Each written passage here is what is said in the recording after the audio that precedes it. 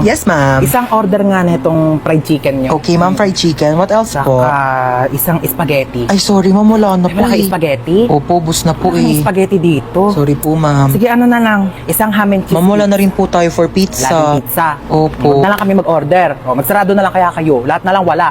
Isang caramel matcha to. Abale, caramel macchiato po, Eh, ma'am. ba't kasi nagpapangala kayo ng pagkain? Ang hirap-hirap naman basahin.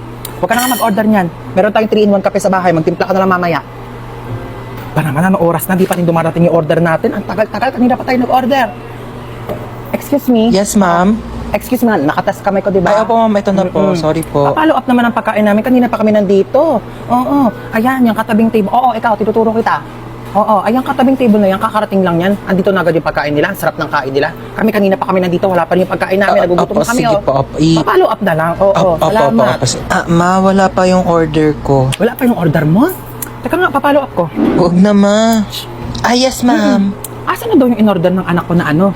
Croissant daw, croissant. Ah, croissant Ay, po, croissant, ma'am. croissant. Kung ano mang basa dyan, Diyos ko, mamamatay na kami sa gutom. Hindi pa namin ma-pronounce ng tama yung mga pagkain sa menu nyo. Ay, sorry Oo, po, bigyan nyo ma'am. na lang yung pagkain sa amin. Diyos ko, nag-iinit ang ulo ko sa'yo. Tataas ang sugar ko. Uy, ma, nakakahiya. Sige na. Opo, ma'am, ito na po. Sorry po. Ano ba yung in-order mo? Caesar salad po. Cesar salad. Sino ba si Cesar? Bata-bata mo pa, puro kalalaki ha. Ay, hindi, ma. Yung mga order mo, magkano ang mahal-mahal, puro damo. Sana pinagpitas na lang kita ng mga damo dyan sa labas. Hindi ko naman alam na may lahi ka palang pambik. Kung mga pagkain nila dito, kamamahal. Tignan mo naman to, chichirya lang to. Magprito ka lang ng ganito, magkano lang. Mas masarap pa nga yung prito ko dito eh. Ito, magtitimpla lang sa bahay. Napakamahal, huwag na tayo babalik dito, di naman masarap yung pagkain nila. Uy, ma, bakit mo kinukuha yan? Bawal ata. Bakit? Kasama naman to sa binili ko ah. Kakahiya. Halika na, hindi na tayo.